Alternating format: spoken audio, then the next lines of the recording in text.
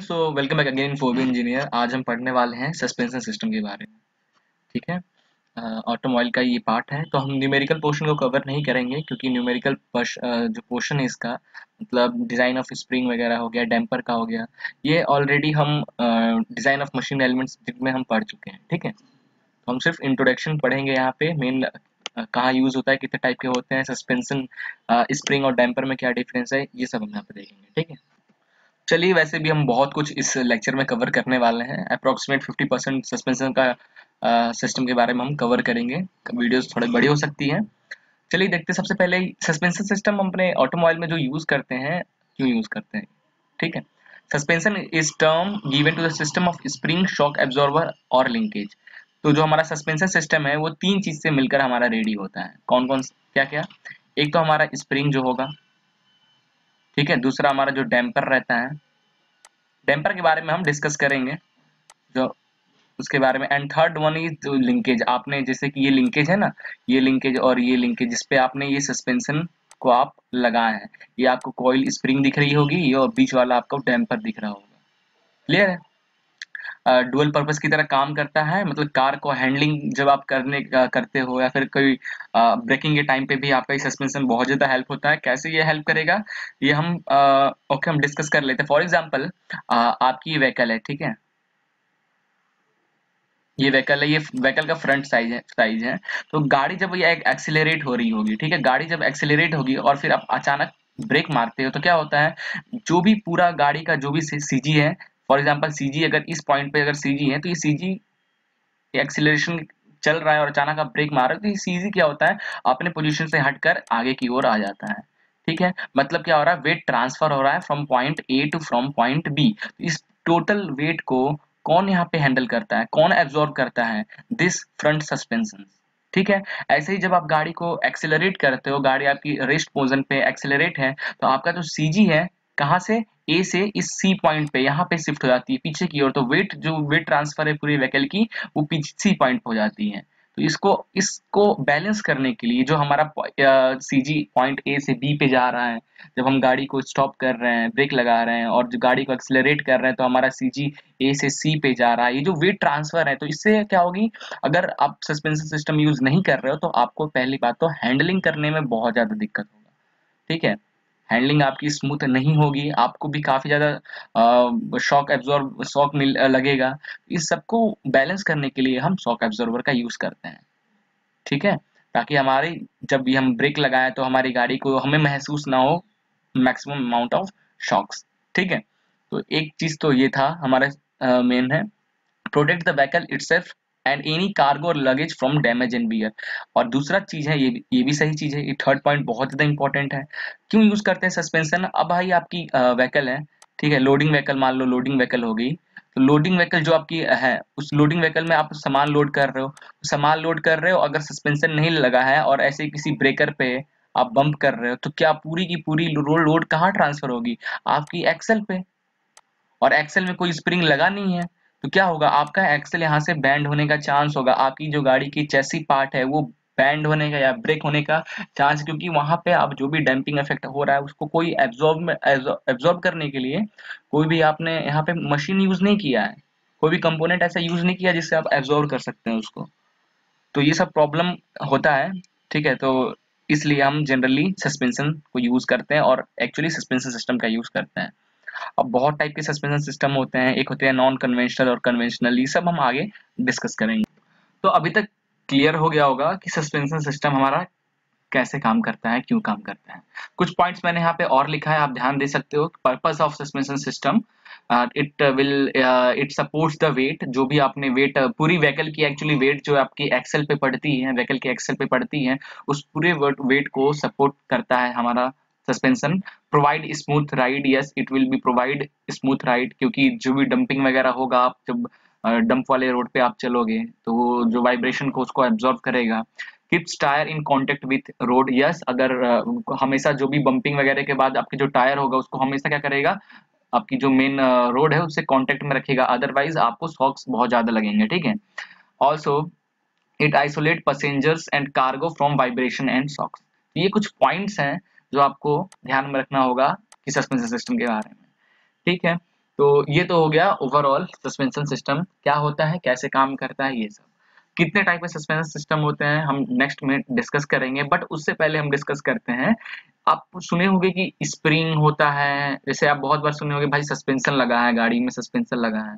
Suspension एक तरीके का सिस्टम है, उसमें जो एलिमेंट्स हैं लाइक स्प्रिंग और शॉक एब्जॉर्बर, वो आपके शॉक्स को एब्जॉर्ब करता है या फिर मेन पार्ट है। ये जो मैं आपको दिखा रहा हूँ ये होल आ रहा सस्पेंशन सिस्टम, ठीक है। सिर्फ आपका ये स्प्रिंग और आपका ये शॉक एब्जॉर्बर ये सस्पेंशन नहीं है, आप गलत वर्ड यूज करते हो। ये पूरा सिस्टम, ये स्प्रिंग हो गया, ये सस्पेंशन हो गया है, ये आपके दैट्स लिंकेज हो गया, ये टायर का पार्ट, ये whole are the suspension system, ठीक है।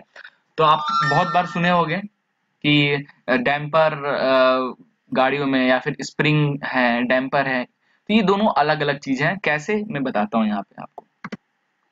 जैसे कि फिगर आपको दिख रहा होगा, मैंने दो फिगर इसमें और ऐड किया है।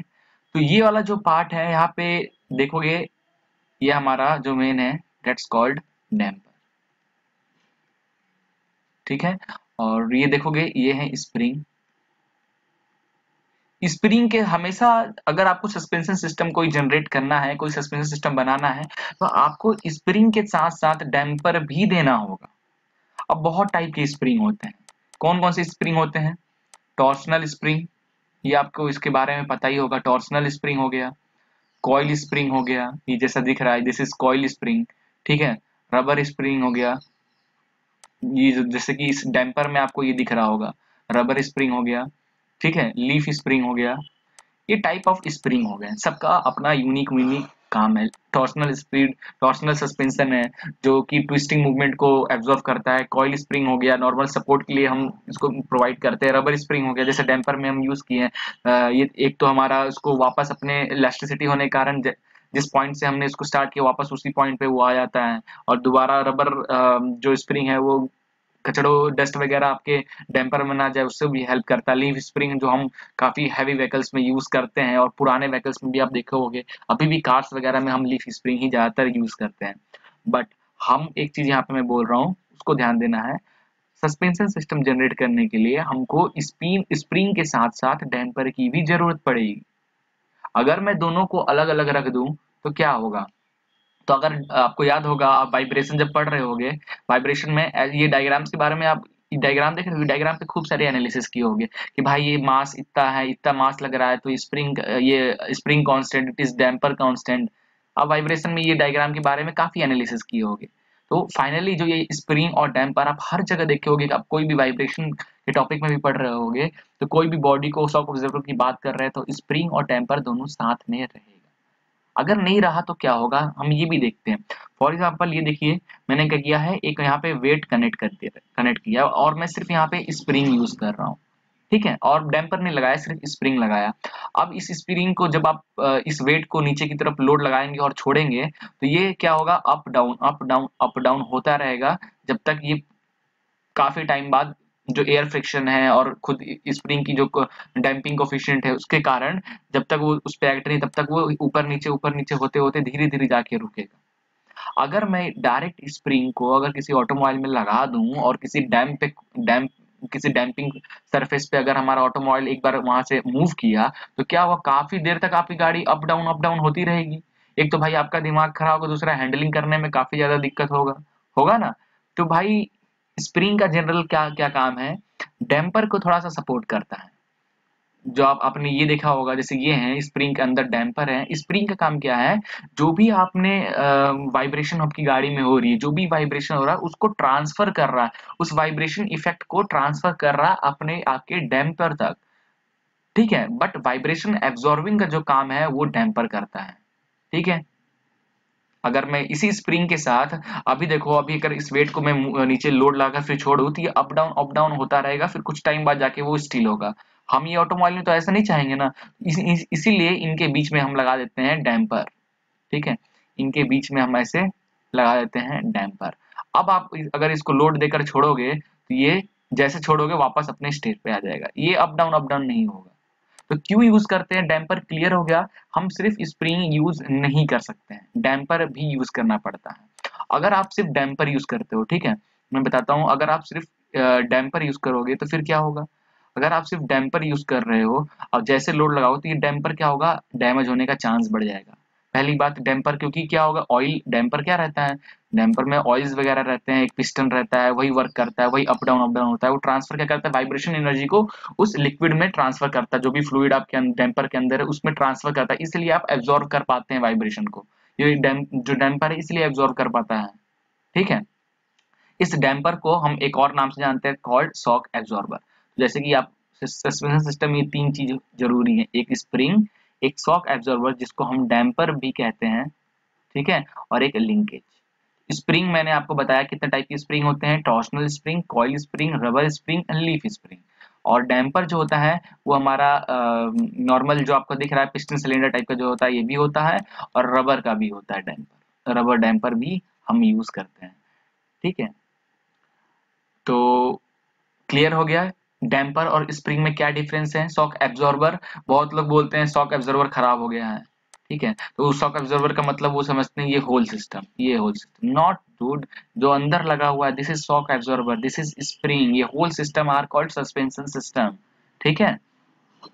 तो आपको अगर ऐसे इंजीनियरिंग लैंग्वेज में बात करना है तो आप ऐसे बात करोगे कि स्प्रिंग खराब हो गया है, या शॉक एब्जॉर्बर खराब हो गया है, या बोथ सस्पेंशन सिस्टम खराब हो गया है, क्लियर है। तो हम सिर्फ स्प्रिंग को यूज नहीं कर सकते हैं एज अ सस्पेंशन सिस्टम, हमको सस्पेंशन सिस्टम में स्प्रिंग के साथ साथ हमें शॉक एब्जॉर्बर भी यूज करना होगा। स्प्रिंग का काम क्या है, यहाँ पे स्प्रिंग सिर्फ हेल्प करता है जो भी डैम्पिंग होता है उसको ट्रांसफर करने के लिए, कहाँ तक, हमारे डैम्पर तक। डैम्पर क्या होता है, उस वाइब्रेशन जो भी पिचिंग आता है उसको एब्जॉर्ब कर लेता है, क्लियर है। और डैम्पर को डैमेज होने से भी ये हमारा स्प्रिंग ही बचाता है, क्योंकि स्प्रिंग इलास्टिक नेचर का होता है।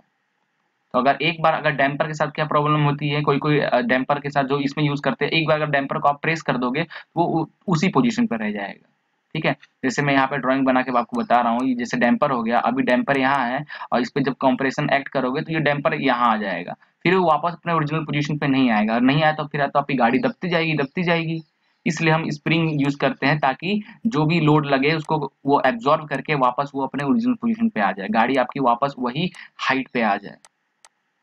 इतना क्लियर है। नाउ अब हम डिस्कस करने वाले हैं type of suspension system. Okay, चलिए स्टार्ट करते हैं। बट स्प्रिंग सिस्टम स्टार्ट करने, suspension system, type of suspension system start करने से पहले हम कुछ बेसिक चीजें भी जान लें कि अगर आप कोई सस्पेंशन सिस्टम को डिजाइन कर रहे हो तो आपको कौन कौन सी बेसिक व्हीकल मूवमेंट को ध्यान में रखना पड़ेगा। सबसे पहले हम पिचिंग एंड बाउंसिंग के बारे में देखते हैं। पिचिंग एंड बाउंसिंग क्या है, जब भी आपकी व्हीकल वगैरह किसी मैं अगर यहाँ पे ड्राइंग करता हूँ, ठीक है, ये आपका व्हील हो गया,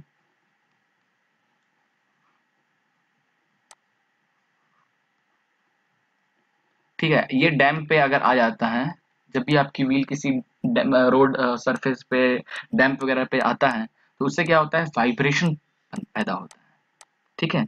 वाइब्रेशन, वो वाइब्रेशन क्या होता है, आपकी व्हीकल की लेंथ वाइज, व्हीकल की जो लेंथ है उसके अकॉर्डिंग वो ट्रांसफर होता है वाइब्रेशन, और जो व्हीकल की हाइट है उसके अकॉर्डिंग आपकी जो जो उसके अकॉर्डिंग आपकी बाउंसिंग प्रोड्यूस होती है, ठीक है। तो आपको याद रखना ये चीज। पिचिंग एंड बाउंसिंग में क्या है, pitching is term like a vibration of vehicle according to the length of a vehicle, but bouncing when this vibration or this type undesirable motion actually we considered as undesirable motion।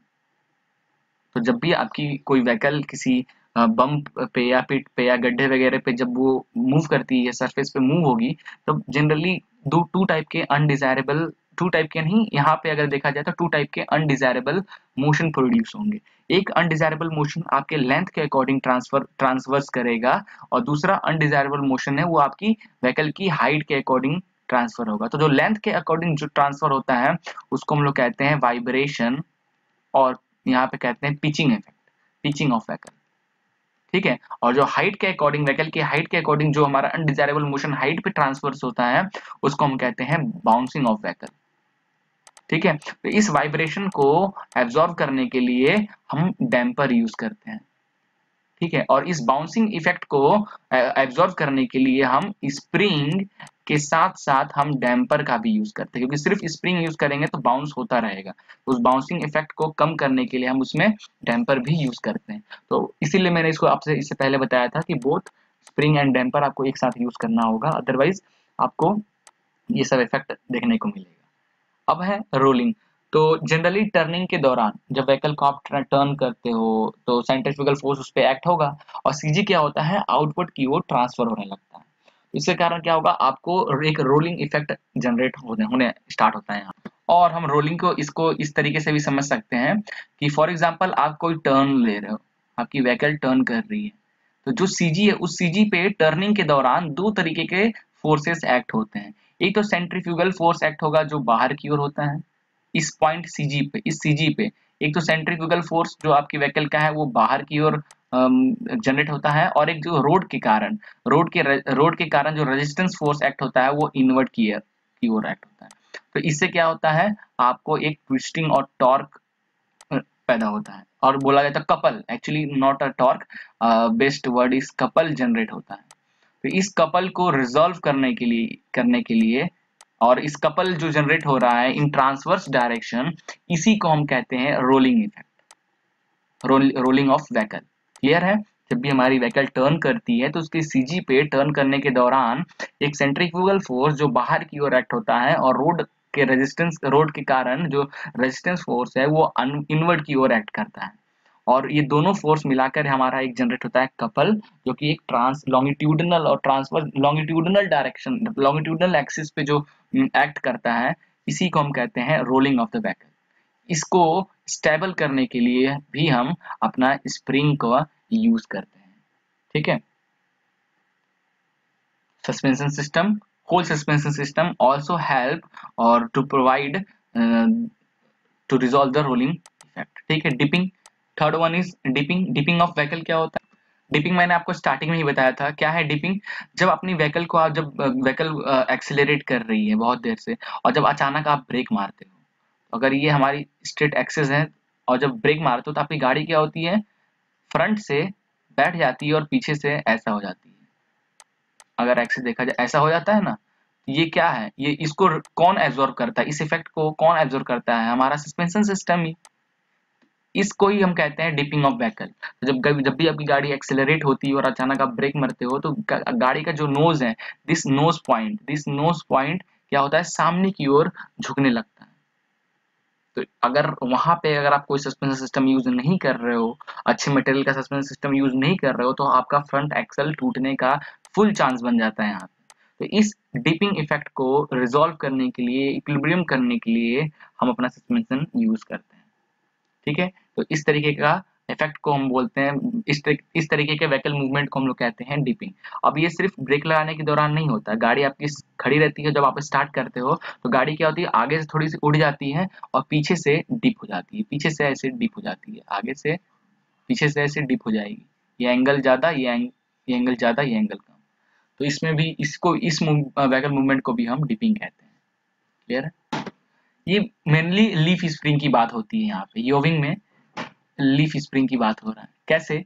आप leaf spring हमेशा एक curve में ऐसे लगाते हैं। अगर ये axle है हमारा, तो ये हमारा लीफ स्प्रिंग ऐसे लगता है ना, ये लीफ स्प्रिंग हो गया। जब इस पे ड्यूरिंग लोडिंग, जब लोड के दौरान क्या, जब लोड एक्ट होता है तो ये जो लीफ स्प्रिंग है वो स्ट्रेट हो जाती है ना, स्ट्रेट हो जाती है। बट कभी वो इस तरीके का फॉर्म नहीं हो जाती, ऐसा फॉर्म नहीं होती है। बट किसी कारण, लोडिंग के कारण आपकी जो लीफ स्प्रिंग है, फ्लैट, जो एक पर्टिकुलर फ्लैट होना चाहिए उससे ना होकर थोड़ा सा और नीचे की ओर बैंड हो जाए, इस तरीके के मूवमेंट को, इस तरह के ट्विस्टिंग को हम कहते हैं योविंग।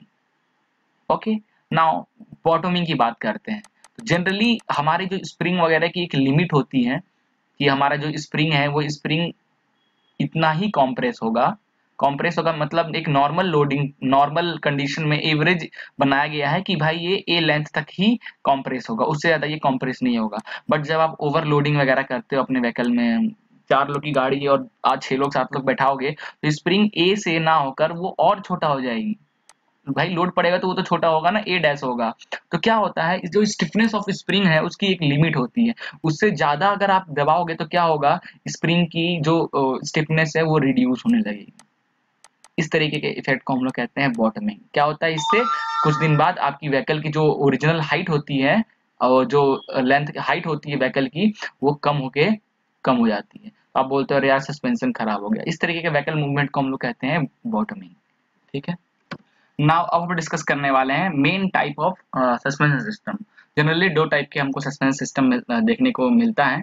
नॉन इंडिपेंडेंट सस्पेंशन सिस्टम, इसमें भी बहुत टाइप के होते हैं। लीफ स्प्रिंग भी एक तरीके का नॉन इंडिपेंडेंट सस्पेंशन सिस्टम ही है, और independent suspension system. Non independent suspension system क्या होता है, आपका जो ये जो आपको दिख रहा है ये व्हील है, this is wheel, this is wheel, this is axle part. ठीक है, ये हमारी बॉडी की चेसिस हो गया। एक ही मतलब अगर ये व्हील अप हो रहा है तो साथ में ये व्हील भी अप होगा। एक रिजिडली फिक्स होती है, जो एक्सल है वो एक्सल रिजिडली फिक्स होता है। ठीक है, सस्पेंशन अगर ये सस्पेंशन इतना बैंड हो रहा है तो ये भी इतना ऐसे बैंड होगा। ऐसा नहीं कि इस पे एक्ट हो रहा है तो भाई यही ये भी साथ में ऐसा होता है। इसको कहते हैं non independent type suspension system. अगर इंडिपेंडेंट सस्पेंशन सिस्टम की बात करें तो दो एक्सल है, ये एक्सल ये अलग कनेक्ट होता है, इंडिपेंडेंटली काम करता है। मतलब अगर इस व्हील पे अगर ज्यादा जमीन से लोड एक्ट हुआ तो ये ज्यादा स्प्रिंग प्रेस होगा, तो ये एज कंपेयर टू अगर इसको स्ट्रेट लाइन से देखा जाए, तो स्ट्रेट लाइन से देखा जाए तो आप देख सकते हो इस पे ज्यादा लोड एक्ट हो रहा है तो ये अपने लाइन का क्रॉस करके ऊपर चला गया। मतलब दोनों जो एक्सल है वो इंडिपेंडेंटली काम करता है, इंडिपेंडेंट काम करता है। उसमें ऐसा नहीं कि एक को दिक्कत हो तो दूसरे को भी प्रॉब्लम आएगा। But in non independent suspension system में क्या होता है, वो axle are in rigid position, और एक्चुअली सिंगल एक्सल हम यूज करते हैं, एक ही ऐसा यूज करेंगे, इसमें व्हील लगा देंगे, इसमें व्हील लगा देंगे और यहाँ पे लीफ स्प्रिंग। ठीक है, ये हो गया हमारा non independent suspension system. But अगर आप इंडिपेंडेंट सस्पेंशन सिस्टम की बात करें तो अगर ये हमारा चैसी का पार्ट हो गया तो ये हमारा एक हो गया, व्हील का एक अलग हो गया, ये आर्म हमारा अलग हो गया, विस्बोन या ए आर्म जो यूज करते हो ना, और यहाँ पे आप ऐसे लगा दो तो ये बोथ आर्म अपना अलग अलग वर्क करता है। तो इसको कहते हैं independent type suspension system. Independent type suspension system में आपका कौन कौन सा आता है, आपका विशबोन टाइप सस्पेंशन सिस्टम ले लीजिए, विशबोन टाइप सस्पेंशन सिस्टम हो गया, मैकपर्सन। ये 1 बाय 1 में लेक्चर बनाऊंगा, विशबोन सस्पेंशन सिस्टम क्या होता है, मैकपर्सन सस्पेंशन सिस्टम क्या होता है, ये सब हम आगे डिस्कस करेंगे। ठीक है, trailing arm type suspension system जो मैंने आपको यहाँ बना के दिखाया, arm type, this is wishbone. ठीक है, ये आपका rigid type suspension system, this is wishbone type suspension system, this is arm type suspension system, arm type suspension system. ठीक है, तो ये सब कुछ थे, ये मैं जनरली तीन, ये काफी है, आप ये तीन के बारे में जान लो, बहुत है। 1 बाय 1 मैं लेक्चर इस पे बनाऊंगा। तो क्लियर हो गया क्या होता है non independent suspension system, that axle are rigidly fix. ठीक है, यहाँ पे axle are independent from each other. ठीक है, चलिए फिर नेक्स्ट लेक्चर में हम सस्पेंशन के और भी इंपॉर्टेंट टॉपिक पे डिस्कस करेंगे। तब तक के लिए थैंक यू। वीडियो पसंद आया तो लाइक करें, सब्सक्राइब करें और अपने फ्रेंड्स के साथ जरूर शेयर करें।